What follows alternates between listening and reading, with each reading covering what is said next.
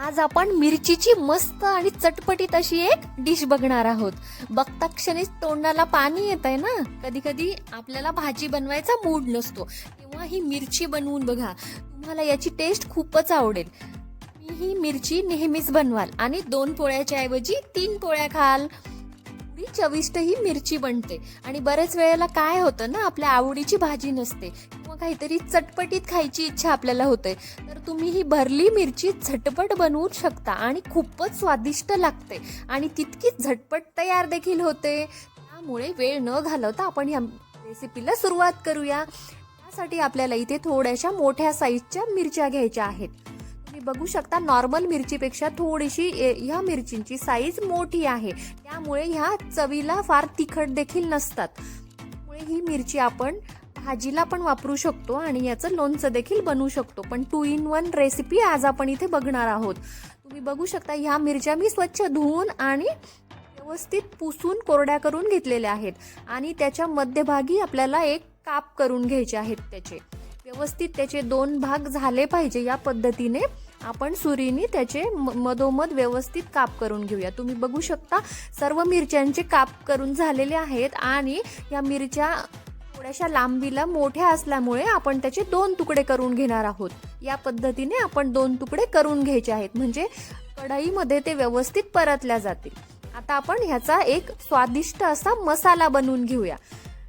साठी आपल्याला इथे 2 चमचे मिरची घ्यायची आहे. जे लाल तिखट आपण वापरतो ना, तेच घेतलेलं आहे. अर्धा चमचा इथे हळद घेतलेली आहे आणि इथे मी 3 चमचे धने पावडर घेणार आहे.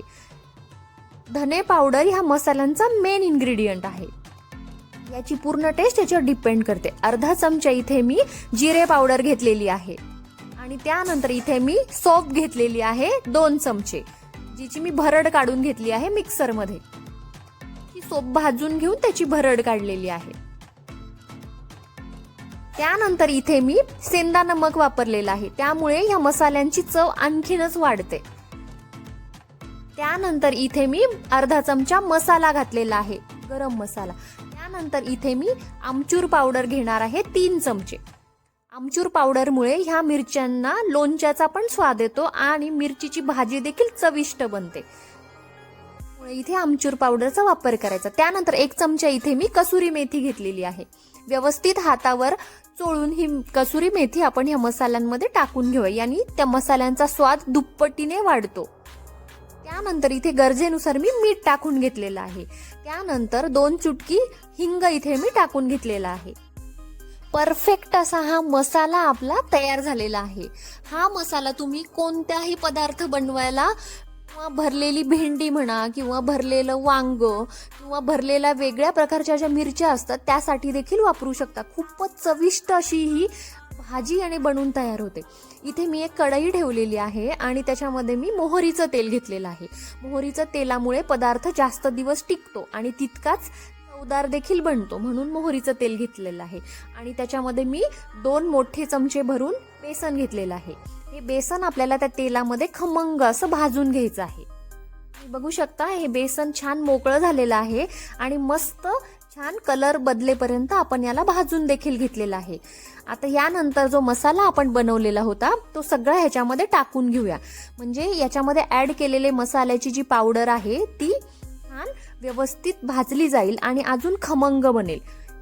तर 1 ते 2 मिनिटासाठी आपल्याला स्लो गॅसवर आपल्याला हे थोडंसं परतून घ्यायचं आहे.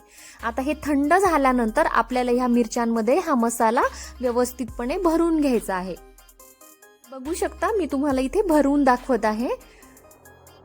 मसाला हा खूप जास्त प्रमाणात मिरचीमध्ये भरायचा नाहीये, थोडासाच मसाला पुरेसा होतो आणि त्यामुळे जास्त बेसन पण चवीला लागत नाही. त्यामुळे प्रमाणातच हा मसाला याच्यात भरून घ्यायचा आहे आणि हा मसाला तुम्ही स्टोअर करून 2 ते 3 आठवड्यापर्यंत दुसऱ्या भाजीला देखील वापरू शकता.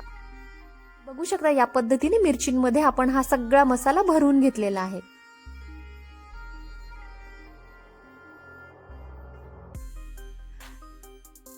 या मसाल्यांमुळे ह्या मिरचींना अप्रतिम अशी चव येते आणि कोणत्याही भाजी सोबत किंवा पोळी सोबत आपण ही मिरची खाऊ शकतो. बघू शकता किती सुंदर आपल्या ह्या मिरच्या इथे दिसत आहेत आणि मसाला सगळं मिरच्यांना लावलेला आहे आणि हा उरलेला मसाला देखील आपण इथे वापरणार आहोत. हे मी पुढे तुम्हाला सांगणारच आहे. थोडंसं मोहरीचं तेल इथे मी टाकून घेतलेलं आहे. तुमच्याकडे जे तेल अवेलेबल असेल, जे कुकिंग ऑइल, ते तुम्ही इथे वापरू शकता. त्यामध्ये मी इथे अर्धा चमचा मोहरी टाकून घेतलेली आहे. नंतर अर्धा चमचा इथे मी जिरे टाकून घेतलेले आहेत. छान तडतडेपर्यंत आपल्याला हे गरम करायचं आहे. व्यवस्थित तडतडल्यानंतरच आपल्याला ह्या मिरच्या ह्याच्यामध्ये टाकून परतून घ्यायच्या आहेत. मी बघू शकता फक्त 1 ते 2 मिनिटासाठीच आपल्याला ह्या मिरच्या परतून घ्यायच्या आहेत. त्यामुळे त्याचा क्रिस्पीनेस कायम राहतो आणि चवीला देखील त्या खूपच टेस्टी बनतात. खूप जास्त फक्त 70 ते 80% आपल्याला ह्या मिरच्या शिजवून घ्यायच्या आहेत. त्यामुळे त्याचा शेप देखील कायम राहतो आणि तितक्याच चवदार देखील त्या बनतात. तुम्ही बघू शकता आपल्या मिरच्या छान परतल्या गेलेल्या आहेत आणि या स्टेजला आपल्याला इथे जो मसाला उरला होता त्यापैकी 2 टेबलस्पून मसाला आपल्याला ह्याच्यात टाकून घ्यायचा आहे. आता हा मसाला 1 ते 2 मिनिटापर्यंत आपल्याला या मिरच्यांसोबत छान परतून घ्यायचा आहे.